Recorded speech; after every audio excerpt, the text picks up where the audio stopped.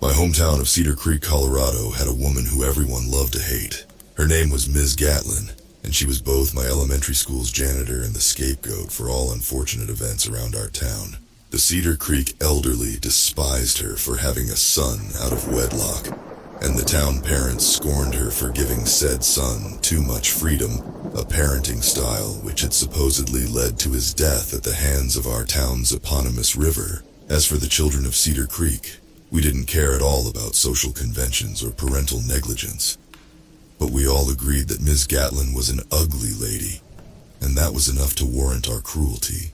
My best friend at the time was a curly-haired menace to society named Isaac, who, by 5th grade, had established himself as a ringleader amongst the neighborhood boys. He did his best to inconvenience Ms. Gatlin, though his pranks did little to rattle her. If we spread rumors about her poor hygiene just within her earshot, Ms. Gatlin didn't bat an eye. If we released bugs inside her janitorial closet, she'd calmly sweep them outside. If we stuffed rotten food inside her locker, she'd clean it out quietly and without complaint. Our usual tricks never worked on Ms. Gatlin, and all of us unimaginative kids were stumped by how to best a woman whose job was to clean up messes of all kinds. In my last year of primary school, Hanukkah fell a week and a half before we were dismissed for winter break. All of the Jewish children thoroughly enjoyed showing off their gifts to the rest of us, who had to wait an eternity for our presents. Thanks to Kim Possible, Spy Kids, and Totally Spies, every kid in Cedar Creek was obsessed with espionage. So Isaac's gift of a spy tech kit for kids made him even more popular than usual. Most of the kit was cheap plastic junk, but there was a small spy radio that seemed very well manufactured. It consisted of an earpiece and a button-sized microphone that was supposedly capable of transmitting audio up to a radius of 5 miles. Isaac, myself, and the rest of our crew spent most of the week before winter break running around town and testing the capabilities of the device. The audio quality was surprisingly good, although the earpiece and microphone could only be separated for about 3 miles before the sounds became too distorted to understand. It was a novel concept for a few days, but after a while we grew bored of playing walkie-talkie. Isaac wanted to use it for its intended purpose, surveillance, and he had the perfect target in mind. On the last day before winter break, Isaac and I glued the button-sized device to the back of an old brooch we had found in his sister's jewelry box. We covered it up with a strip of velvet, and then glued on the pin and catch. And by the time we were done, you couldn't tell anything was amiss. We put it in a small white box which we put in my backpack for later. We determined that I should be the one to deliver it, given Isaac's reputation as a prankster. After school, I found Ms. Gatlin in the staff break room. She barely looked at me as I walked into the room. I noticed, along the far wall of the break room, a wall of cubbies, each one marked with the name of a staff member. All of them were filled with gifts and letters, presumably from parents or other employees at the school. All of them, that is, except one. "You can't be in here, kid," Ms. Gatlin said to me in her gruff voice. I know. I swung my backpack onto my stomach and fished around for the box. It had gotten a little banged up in my bag, but I figured she wouldn't really care. I procured it and held it out to her. "But I wanted to give you this before the break." She stopped packing up, turning fully toward me. For a long moment, she just stood there, staring suspiciously at the box. Setting her bag down, she took a few steps forward and grabbed the box out of my hand. She gave it a slight rattle and then opened it slowly. When she saw the brooch, she gingerly took it out of the box and turned it around in her hand. Then she paused again, looking between the glittering fake emerald and me. "It's not new, sorry. It used to be my mom's," I told her, going off of the script Isaac and I had conceived to add more authenticity to the handoff. "She doesn't wear it anymore, but I thought you might like it." Ms. Gatlin kept staring at me, her expression unreadable. I half expected her to chuck it into the garbage bin in the corner of the room, but to my relief, she gave me a single nod. "Thank you," she said, and pinned the brooch onto her cardigan carefully like it was a precious gem, and not some cheap hunk of plastic. I gave her a smile that she did not return, and then she shooed me away. Isaac was waiting for me in the woods outside school. I flashed him a thumbs up and he slapped my back twice in congratulations. He pulled the earpiece out of his backpack and held it between us. I put my ear next to the speaker and was delighted when I could hear movement. The sound was slightly more muffled now by the velvet backing, but the audio quality was still really good. We heard the sound of snow crunching under Ms. Gatlin's feet as she walked herself through the woods home. We listened giddily for a few minutes, then raced back to my house to celebrate our success with hot chocolate. Since we had the attention span of two 10-year-old boys, we forgot about our triumph until just a few minutes before Isaac's mom came to pick him up.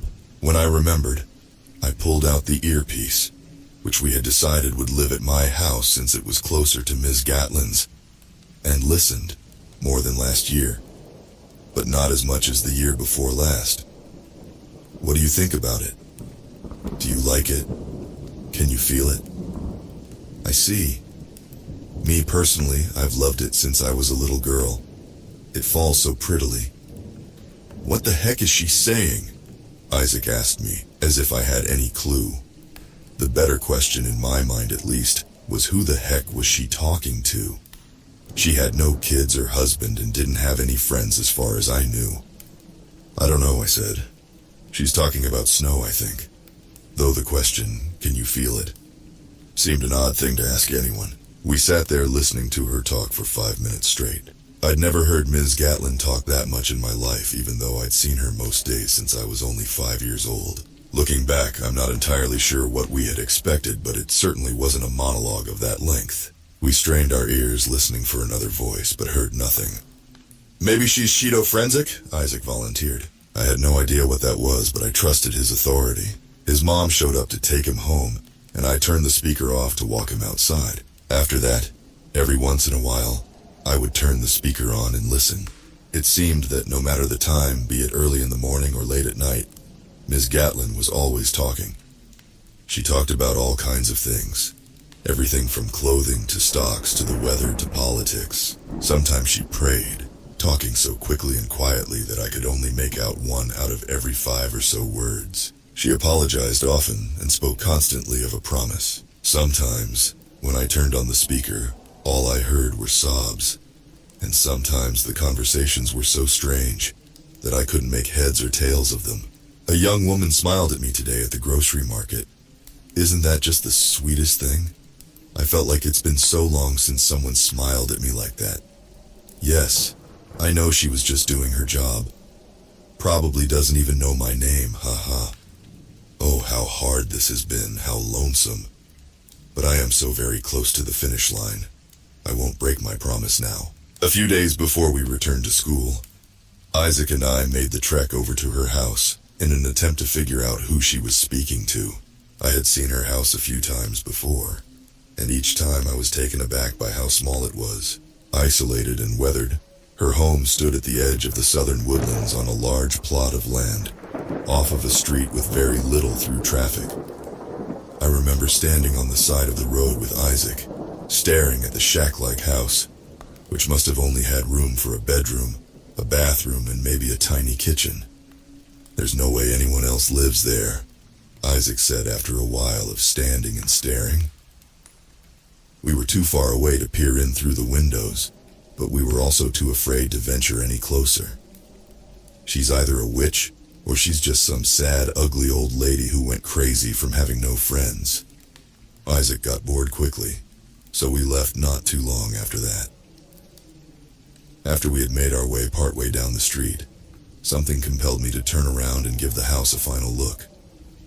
When I did, I saw the unmistakable shape of Ms. Gatlin standing on the porch, staring in our direction. I turned away and grabbed a hold of Isaac's arm. She's watching us, I whispered to him. His eyes grew wide. Shit, he said. Should we run? No, that'll look suspicious. Let's just keep walking. We walked until we were out of eyeshot, and then we ran all the way home. I'm not quite sure what spooked us so badly, but for some reason, even when I was back in the safety of my own home, I couldn't shake the feeling of eyes burrowing into my back, and soon they'll all be coming back. It's hard seeing them sometimes, knowing my Oliver was among them once. Sometimes I think I see him, At least it'll get easier soon, thanks to you. By the time we went back to school, my friends had grown bored of the spy gear. I volunteered to return Isaac's speaker, but he said it was practically useless now since we couldn't retrieve the microphone. Surprisingly, Ms. Gatlin continued to wear the brooch every day. It was always pinned to her non-work clothes, so the only time she was unbugged, as Isaac put it, was when she was in her janitorial outfit at my school. Seeing her guard the brooch so carefully made me feel kind of bad. Was that the only gift she had gotten for Christmas? Was it the only gift she had gotten in the past decade? Maybe she wasn't a witch or crazy. Maybe she was just lonely and had learned to cope by talking to herself. Months passed, Isaac and company, finally coming to terms with the fact that they would never get the rise they were looking for out of Ms. Gatlin, moved on to terrorizing a curmudgeonly old man who lived across from Cedar Creek Elementary and was always yelling at kids for one reason or another. I was happy for Ms. Gatlin. One day in March, I found her sitting on a bench at the edge of campus during lunch. I took a seat next to her, not expecting much. She took one look at me, then fixed her gaze back at the sad-looking sandwich in her hand. "What do you want?" she asked without looking at me. "Nothing, just wanted to sit here." She picked at the sandwich. "We're not friends, kid." "I know, you don't have any friends." "That's right," she nodded. "Maybe one day, though," I said, and to my surprise, she laughed. I didn't even realize she was capable of laughing. She looked at me properly for the first time in our brief conversation, and I noticed that she was smiling. It was an unpracticed smile, but a genuine one. "Yeah," she said, "maybe one day." Ms. Gatlin packed up and headed back to the school building after that. She left a bag of mini Oreos on the bench next to me. I think she did it on purpose. I grew accustomed to checking up on her every now and then, listening to her conversations with herself. Sometimes it almost felt like she was talking to me. Looking back on it now, I realize what a little villain I was, and what an immense invasion of privacy I was committing. I wish that I could take it back now, especially considering what happened next. Friday, May 17th marked the 10-year anniversary of Oliver Gatlin's death. I kept an eye on Ms. Gatlin throughout the day, but she didn't seem any more dejected than usual. Maybe things were finally looking up for her. In any case, although I hadn't checked in on her for a while, I decided that evening to see how she was doing. My parents were gone for the weekend, and I was only allowed to stay at home alone if I stayed inside the whole time. So I had nothing better to do. Not long after sunset, as I lounged on the floor of my bedroom, I turned on the earpiece. Ms. Gatlin was talking to herself, as always, but there was something strange about her tone. She sounded more excited than ever. "Almost there, almost there, almost there." She repeated those two words over and over until at exactly 11:44 p.m. she let out a sound that I only understood years later to be a cry of triumph. "It is done. It is done, Dark Angel. Thank you. Thank you. 10 years of solitude, and it was worth every second. Now, Angel, bring him back. Bring him back to me." What was she on about now? Were those song lyrics or something? I strained my ears, listening for another person out of habit. But of course, there was only Ms. Gatlin's voice. After a moment, her cries of happiness faded, her voice taking on a confused tone. "What do you mean?" "No, that can't be true. I kept my promise. I followed every rule. I let no one in, kept no companions, made no friends. I kept my wish a secret, as you told me. My angel, I sat up slowly, the building terror in her voice putting me on edge even from miles away. And then, she asked a question that still haunts me to this day. "What do you mean I had an audience?" There was a moment of silence, and then the surefire sound of the velvet backing of the brooch being ripped away. I could hear her breath, sharper and clearer than ever before, as she repeated a single word. "No, no, no, no, no." She withdrew from the microphone, her rapid breaths replaced by what sounded like her front door being thrown open with a bang.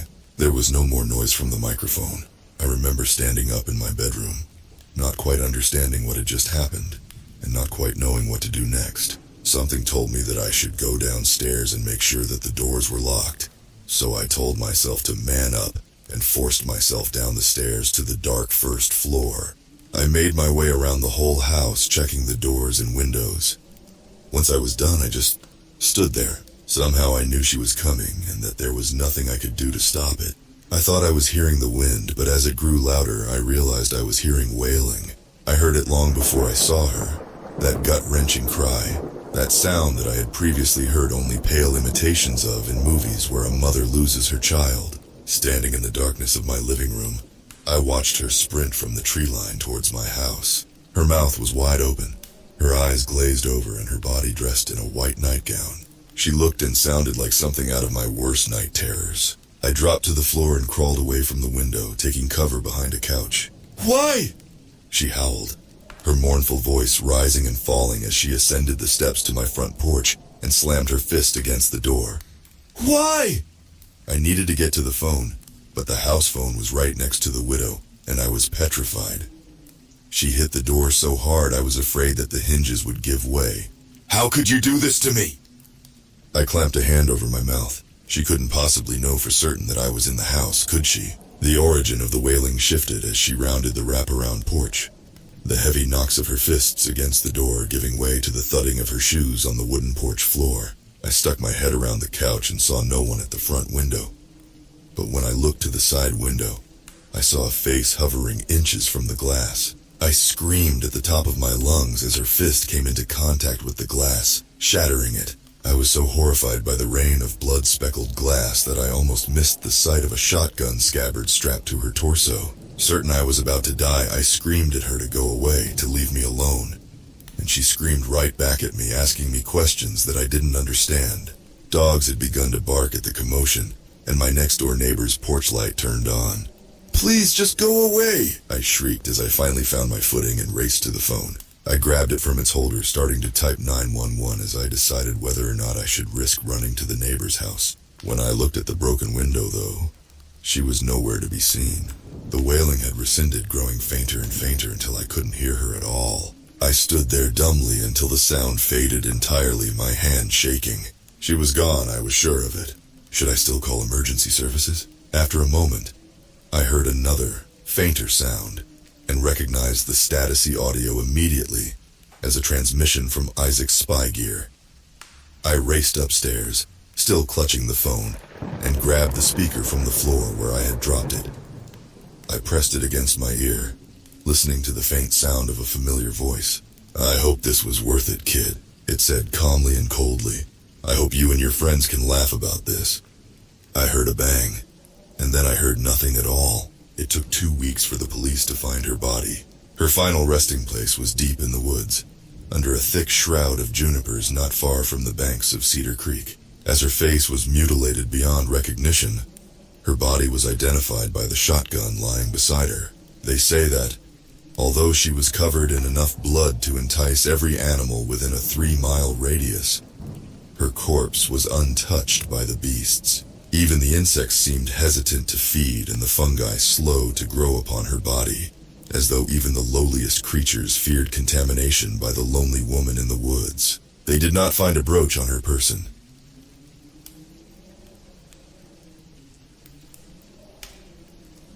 There were bright flashes of red in the sky. It's as if someone was waving around a flare light from space. Faint but noticeable. We all made UFO jokes and laughed as we nailed our tents into the ground. I knew for sure that there were 5 of us. We have all been friends since early middle school and were celebrating our high school graduation with this getaway camping trip. The flashes of red must have stopped randomly as we made conversation while fixing up our tents. Dave managed to put his tent together the fastest and told us he was going to find some branches for the fire. I remember how he had worked with me at the local gas station last year. We used to do the night shift together, and it had made working at a desolate gas station much more fun than it was supposed to be. There was also Eric in the corner still reading his tent manual, fidgeting with his signature round glasses. I wasn't as close with Eric as I was with the others, but I still remember sitting with him in math class and copying his homework one time. Ava was also there talking with Sally, my cousin. Both had decided to team up and work on one tent at a time. I also have clear memories of them, hanging around at school in our usual places. In fact, I even knew Ava's younger brother, as he used to beg to go with us wherever we went. I bring all this up because I'm sure that there were 5 of us, including me, and that I knew everyone in the group. So Dave had went to get some branches as we pulled out some foldable chairs and set them up around the fire pit. I remember feeling uneasy as the sun set and darkness began to consume the forest. The shadows of trees elongated around us as the minutes ticked by. Eric went to get a flashlight from his bag while we wondered what was taking Dave so long.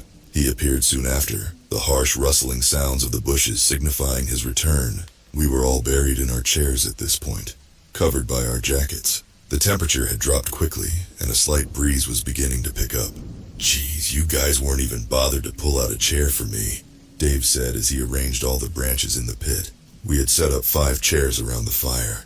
I tried to rationalize the situation, but no matter how hard I focused, my head felt like it was underwater. I had perfect clarity up until that moment, but when I tried to focus on why 5 chairs were occupied when Dave hadn't sat down yet, my head seemed to just stop working, as if something was reaching in and pulling out my thoughts. Instinctually, I felt even more uneasy now, and I had placed why. The whole forest had gone dead silent. I looked around at the faces of the others, and could tell that they had felt the same. Eric was fidgeting with his fingers, trying to scan around the group and spot the extra person, but it was futile. I scanned every face, each etched in worry and frowning in frustration except for, "It's all right, I'll get the chair myself," Dave said, breaking the silence and somewhat alleviating the tension. I got up and offered to help him. He looked into my eyes and nodded knowingly. We headed away from the fire pit towards the tents, but I kept my eyes glued on our group. "How many people are here?" I whispered to Dave as he looked around, and realized that we had indeed only packed 5 chairs. In fact, every person had brought with them their own chair. They were heavy to carry, and we wouldn't bring any extra needlessly. "There's 5, right? I mean, there's 5 chairs," Dave replied. His voice wavered as he spoke. "No, I just think maybe one of us forgot our chair," I said. My mind was struggling to address the issue head on, and now sought to find rational excuses instead. I didn't quite feel in control of my thoughts. It felt like swimming in a dream, and if I tried to force myself to think about who the 6th person was, my head would begin to throb. "Yeah, that sounds about right, actually," Dave said, relaxing and heading back to the group. When we walked back to the fire pit and circle of chairs, 2 chairs were empty, one for me and one for Dave. Everything was adding up now, even though we all agreed it wasn't before. Sally suggested we were all probably tired after the long hike to get here and probably just needed some sleep. She could have been right. We were all sleep-deprived from waking up very early today to make it on time. Ava brought out the drinks. The whole 6-pack was emptied. We all moved closer to the crackling fire for warmth as we took sips from our cans and reminisced on memories of last year. Ava was in the middle of telling us about that one time she was home alone, with weird things happening in her house, when I got these sudden chills. Despite the pleasant warmth of the fire, what felt cozy and safe moments ago felt wrong now, all because I realized that there was a crucial detail I missed. "Who started the fire?" I asked, completely interrupting Ava in the middle of her story and breaking everyone else's immersion. Everyone looked momentarily annoyed until they realized they had no answer. Once again, I scanned the faces staring back at me, all barely illuminated by the light from the fire, all familiar and pale from fear. "Wasn't it you, Dave?" Eric asked. Dave shook his head. "I think the person standing behind Jenny did it," Sally said, looking over at me. I whipped my head around so quickly it hurt. My heart was pounding in my ears. There was nothing behind me except for the encompassing darkness of the woods. Staring at those tall, dark trees behind me made me feel exposed. I felt like a lost bird in a vast field. "Wait, I mean, I don't know," Sally said. Her eyes had gone wide and she was shaking visibly. She continued to look around frantically as Ava moved over to her, placing her hands on her shoulders and trying to calm her down. "I think we should leave this place," Ava stuttered. Yeah, something just doesn't feel right, but I can't put my finger on it, Dave said. But it's so dark out in the forest now. We'd probably get lost if we leave now. Someone else said, Yeah, I think we should stay the night and leave as soon as we can tomorrow. Eric agreed. I tried to protest, but realized Eric was right. The woods harbored an oppressive darkness within which navigation would be near impossible. Let's not sleep in our separate tents just to be safe, Sally said. We all agreed. We only brought one-person tents with us, but we could squeeze two if we tried. That way no one would be alone at night. Following this conversation, we all got up and made our pairs. I went with Dave and Sally, like always went with Ava. Eric kept complaining that he didn't have a pair, but we reassured him he did. He wouldn't accept it. Feel like at some point we all realized that there were only 5 of us, and suddenly we were all huddling up in the middle of the clearing. Why do we keep thinking there are 6 of us here? Eric asked. Sweat was dripping down his face despite the cold. We had nearly left him all alone on his own under the assumption that there was another person. My stomach turned as I squeezed my eyes shut and tried to mentally recap everyone here. My head throbbed, but I kept pushing it. There's me, Dave, Eric, Ava, Sally, and... I was pointing at each of them as I said the name. I retched and emptied the contents of my stomach on the ground when I got past Sally. The left side of my head felt like there was a knife stuck in it. My vision was blurry. Dave held me up to stop me from collapsing, and we all wordlessly started to move towards the tents as someone put the fire out. Dave helped me into a tent while the 4 outside discussed what to do. I could only focus on snippets of the conversation as the excruciating pain beating against my skull came and went in waves.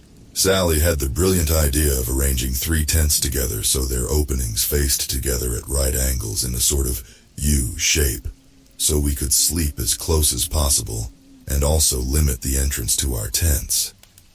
Dave was about to go to help as they worked outside, but I clutched his hand and asked him to stay with me. The tents took some time to arrange. I started to feel a bit better once everyone got settled into their tents. A quick head count confirmed there were 5 of us. Eric would have to sleep in his tent alone, but he was more comfortable with it since all the tents were very close now.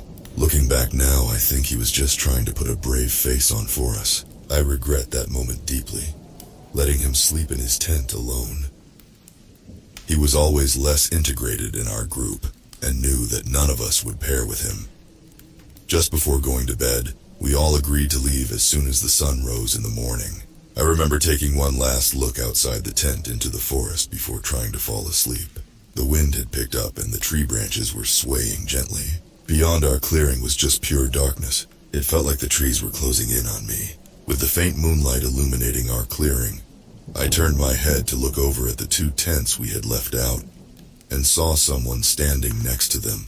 Despite the circumstances, sleep came quickly and easily. Ava's shrill scream woke me up in the middle of the night. Dave and I ripped our tent door open to find Sally and Ava looking into Eric's tent. We pushed them aside. Eric's sleeping bag was rolled up. He was still inside it, his head in the center, face contorted in utter agony. The rest of his body rolled around it with the blue fabric now dripping with dark blood. Dave zipped up the door of the tent. Ava was in shock. Her eyes had become glassy and unfocused. Sally was shaking her repeatedly, tears streaming down her face. Dave picked up his torch and yelled at us to get up and run. We left the campsite behind and entered the trail we had come from. The 5 of us huddled together, Dave leading in the front as he cast his weak flashlight over the path so we could see it. All we had to help us get through this 2-hour trail was a small white circle of light. Even the moon failed to illuminate our surroundings through the dense foliage. Ava tripped and fell, twisting her ankle. We came to a stop. Someone said they knew how to splint it so we could keep going. They dragged her into the woods instead. It happened too quickly for any of us to process. Sally was about to run after Ava when Dave held her back. She struggled and managed to free herself, running into the trees to follow the echoes of Ava's screams. I was about to run after her, but Dave held me by the shoulders and shook me hard. "We need to get out of here, Jenny, please," he said. I hesitated but jolted into motion again when Sally's voice was cut off abruptly. She had been calling out Ava's name as she ran after her. Dave and I continued to run down the trail, trying to get to our car so we could get out of here. There was nothing we could do. At some point, there were 3 of us running on the trail. Dave and I shoulder to shoulder while someone followed us closely behind. "Dave, who's behind us?" I gasped. My heart was threatening to burst through my ribcage and my legs burned. He turned to look at me. Confusion transformed into fear on his face, and then into rage. "You keep running," he told me as he produced a pocket knife from his pants. He handed me the car keys, which I nearly dropped. Then he turned around suddenly and jumped at whoever was behind us. I continued to run in fear as the sounds of a struggle grew behind me. I tripped and tumbled through the trail for what felt like hours. I didn't allow myself to stop. I almost cried when the trail ended and I walked out into the familiar car park. Not wasting a second, I ran to the car and started it up, accelerating out of that forest and onto the highway within mere seconds. I'm typing this post out at a rest stop. My phone has finally regained service and I've called 911 to try and explain the situation. I don't think they believe my version of events, but they sent a car my way regardless. As I wait, the sun is finally starting to rise. After I hit the post button on this, I'm gonna check why the person in my back seat has been so silent the whole time.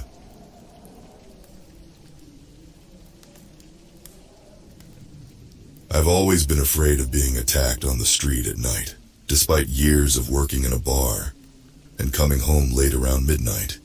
This fear had never left me. The pay was lousy, and the boss forbade employees to park their cars in the parking lot reserved for customers. So every night I had to walk alone for several minutes to my car parked a little further away. One day, as I was talking to one of my friends, she told me about this application. "Don't you know this app? It's called Are You Being Followed?" Or AYBF for short. Basically, the app detects the waves of nearby cell phones, and if the algorithm notices that a signal is following you, the app sends you a notification, she explained. Some say it also detects ghosts and supernatural creatures that give off particular waves, but I think that's bullshit to attract views on TikTok, she added. I couldn't quite figure out how it worked, but she assured me that the algorithm was never wrong, and that it had already allowed her once to be alerted early enough to be safe from a strange guy one night. I downloaded it figuring it couldn't hurt. One evening, as I was walking down the street clutching my coat, I felt my phone vibrate in my pocket. It was the app that had sent me a notification, and on the screen simply appeared the message, "You are being followed." I slowed down and looked around. The street was deserted, only the wind sounding in my ears. Perplexed, I continued walking, the sound of my solitary footsteps echoing around me. A minute later, I received another notification. "You are being followed." With no one behind me, I wondered if it was a bug or if this app was literally a scam. "Boo!" I jumped and shouted, and right in front of me was my colleague Ian, wallowing in laughter. Sorry, I couldn't help it. Here, you forgot your tips." And he handed me a few bills. "Next time you do that, I'll empty my pepper spray in your face." Safe in my car, I finally managed to laugh it off and figured that at least I had proof that the app worked. The app never triggered again after that, until tonight. I just finished a long evening and was exhausted. All I wanted to do was go home and go to bed. As I was walking alone in the cold night, with just enough strength to look at the tips of my feet without falling asleep while walking, my cell phone vibrated, and I picked it up, thinking someone had sent me a text message. "You are being followed." The appearance of the message caught me off guard and woke me up all at once. I looked around. There was nothing and no one around at this late hour, and the temperature was negative. I thought back to the only time it had gone off in Ian's joke. He knew perfectly well by now that I didn't find it funny, and I had made it clear that I hoped he wouldn't do it again or he would get his ass kicked. I stood there looking back, looking for someone who obviously didn't exist. Still suspicious, I resumed my walk, keeping my phone in my hand. After a minute, it vibrated again. "You are being followed." I looked around again, but there was nothing. I was starting to panic. I was alone in the middle of the night, and I was beginning to think something was wrong. A paper cup was pushed by the wind, and the noise startled me. "Is anyone there?" I felt compelled to say aloud. Obviously, no one answered. "If there's anyone, I'm warning you, I'm armed," I lied, trying to be as convincing as possible. When nothing happened, I started to turn around to resume my walk. And at the last moment, out of the corner of my eye, even as I turned my head, I swore I saw something moving in the shadows at the corner of an alley. It took me a while to process what I'd seen. At first I thought it had been a cat. No, cats don't have white eyes. I walked quickly. You are being followed. Behind me there was absolute silence. You are being followed. Was it the sound of bare feet on the sidewalk I just heard? You are being followed. I clutched my pepper spray can as I took the last few steps to my car while looking around like a madwoman attacked by imaginary birds. I closed the car door and locked the doors. Finally, I managed to exhale the air I'd been holding in my lungs. I didn't wait any longer, not wanting to linger here, and started the engine. Once home, I took a shower and got ready for bed. It had been a strange night. The more I thought about it, the more I wondered why the application had triggered so many times. Wasn't it possible that there had been a malfunction, and I just imagined what I thought I was hearing and seeing because of the stress? After a while, I came to the conclusion that the app was bugged, and that my overactive imagination combined with my natural fear of being attacked had done the rest. I put my mobile in my pocket and made several trips to the kitchen to throw away the remains of my dinner. My cell phone vibrated. You are being followed. My breathing stopped. I stood there for several seconds, staring at my screen. I raised my head slowly and looked around.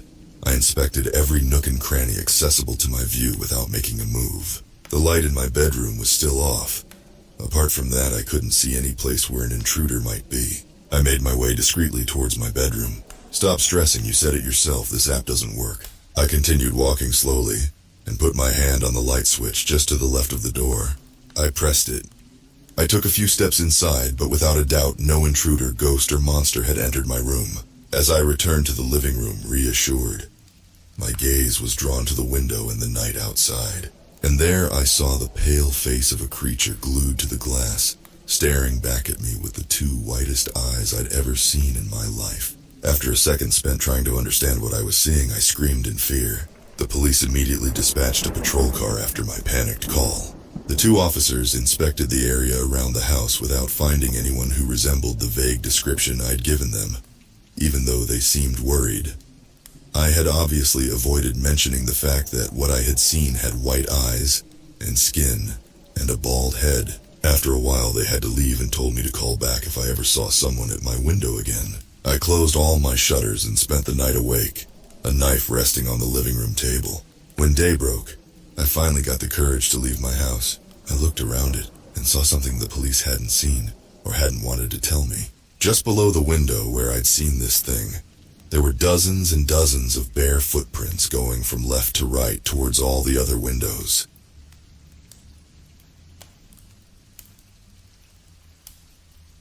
I know this sounds crazy and I don't know where else to go. Something happened over the weekend that I can't fully explain, and to be honest, I haven't had a full night's rest ever since then. I tried to tell myself that this is just my brain running low on caffeine. But the more I push the doubts away, the more uneasy I feel. Something is wrong with my children. I have too many of them. I have 3 wonderful boys. James is 8 and Braxton is 6.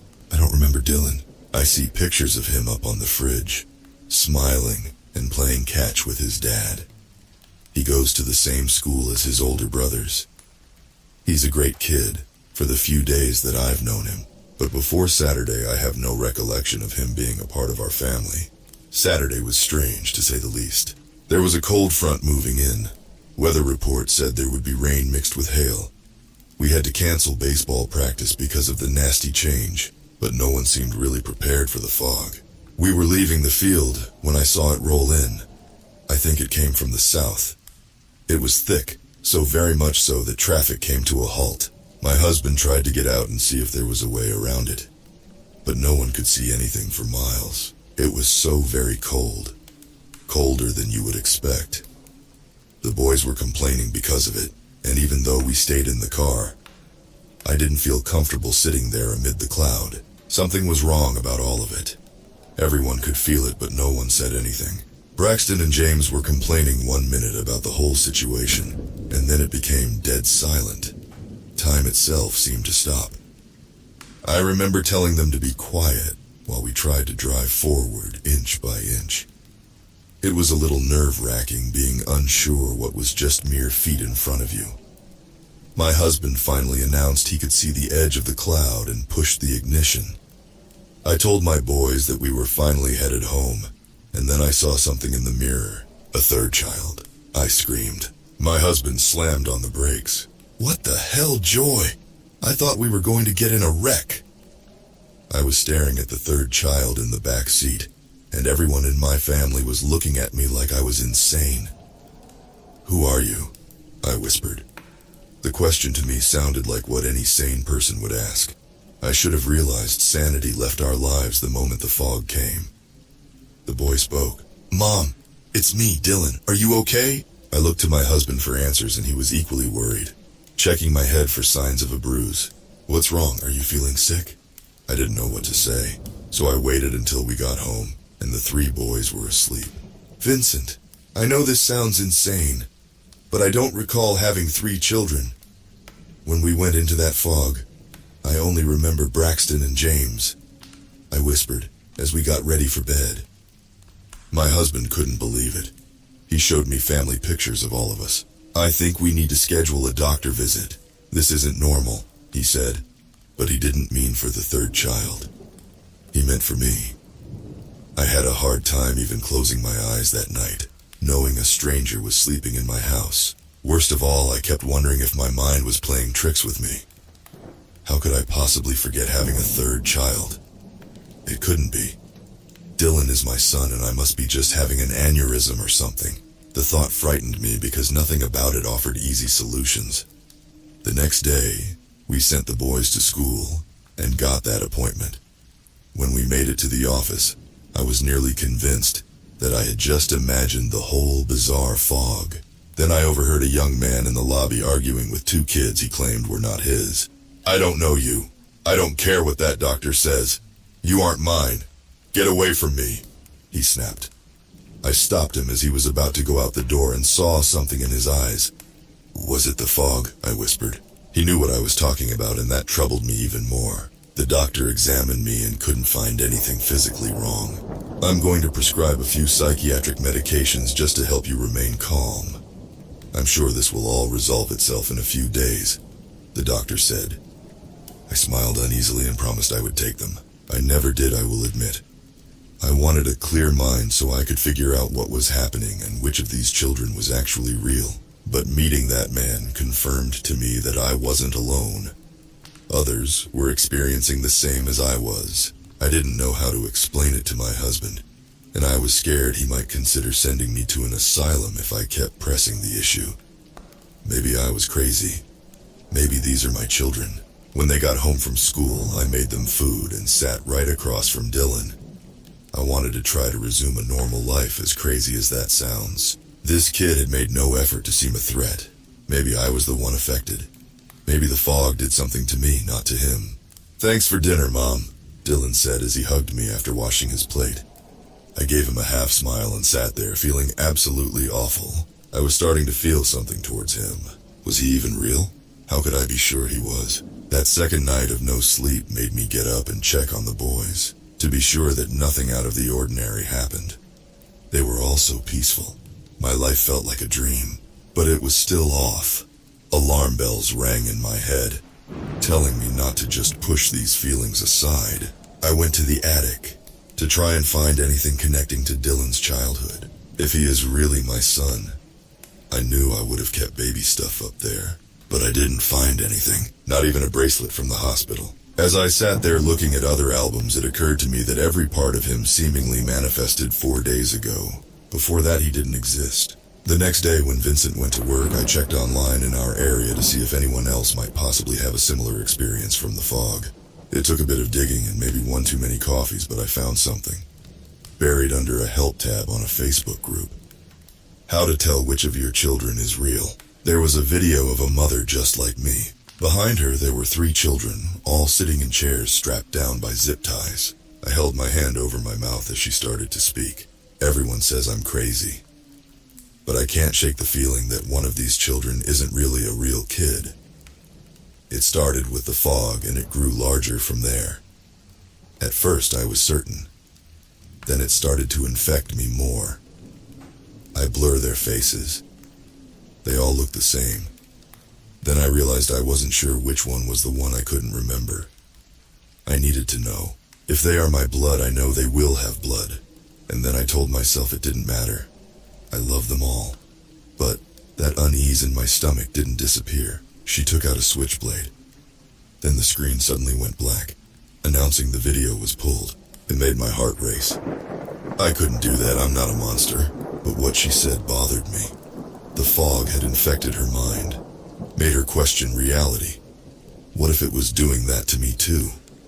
What if one of these children is an imposter? Yesterday I reached my breaking point. I tried for a full day to push these thoughts aside and treat the three of them as mine. Yet I had no connection to Dylan. No motherly instinct was kicking in. When he hugged me, I just felt dead inside. He is a stranger. A mother knows her children. I told my husband I was going to take them to the park. When they got out and played, I sat there and watched them, trying to psych myself up to what I needed to do. I have a few safety pins in the car for clothing emergencies, and I told myself I just needed to prick their finger. That's what the woman was going to do, I was sure of it. The real ones will bleed. The fake one. I wasn't sure. I waited until they got back in the car and then locked the doors. "Mom, can we go for ice cream?" Braxton asked. I was saying a mental countdown and then pounced, pricking his finger. "Mom, what the hell?" James shouted. I snagged him next. Dylan tried to defend himself and the sharp point snagged his arm. Blood trickled down and he cried out, "Mom, what are you doing? Why did you do that?" I froze, looking at the other boys. I dropped the safety pin and quickly drove them to the nearest clinic. "It was an accident. You were roughhousing and you stuck yourself. It will only be a few stitches," I told Dylan. They promised to not say anything to their father. I've been dumbstruck and horrified by the moment ever since. Their faces were filled with fear. Their own mother attacking them. That isn't the worst part though, because I have one thing seared in my mind. Braxton wasn't bleeding.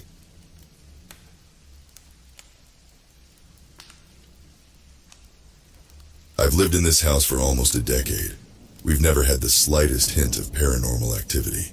No phantom footsteps, no slamming doors, no shadow people. Nothing, until yesterday. I'd had a weird day. I'm a psychologist. And I had a somewhat stressful session with a teenage girl. Obviously can't get into specifics because of privacy and all that, but it was stressful. I didn't think anything of it at the time, but on my way home I kept glancing in my rearview mirror. It was just instinct. There was no one tailgating me, flashing their high beams or anything. In fact, I was alone on the winding country road that led up to my house. I just kept glancing in the rearview mirror without even thinking about it. When I got home, the house was chaos, as usual. Our daughter was running around with stickers, putting them on everything. My poor husband was hopelessly unsticking each one, at about half the speed she was putting them on. "Need help?" I asked. "No, but could you make some chicken nuggets?" I walked over to the fridge and that's when I saw it. There was a dirty handprint on the freezer door. But the problem was, the hand was small, yet too high up to be my kid's. I stared at it for a second, confused. I guess Seth was carrying her and she touched the fridge. I grabbed the dish towel and rubbed it off. We got Lily into bed around 8. I was nearly falling asleep as I read her a story, as I said. It had been a hard day. My words drawled as I read Goodnight Moon for the zillionth time. My arm felt like lead on the pillow. But then Lily said something that woke me right up. "Mommy," she said. "Who's the girl in the fireplace?" I looked down at her. "Huh?" "The girl in the fireplace," she repeated, indignant. "Who is she?" My throat went dry. "There's no girl in the fireplace." "There is," she insisted. "The girl with no face. She was sitting in the fireplace." "Okay, let's go to bed," I said, though my heart was pounding. Time to sleep. After she fell asleep, I asked Seth about it. "Didn't say anything to me about it," he said. "But that's creepy as fuck." I know.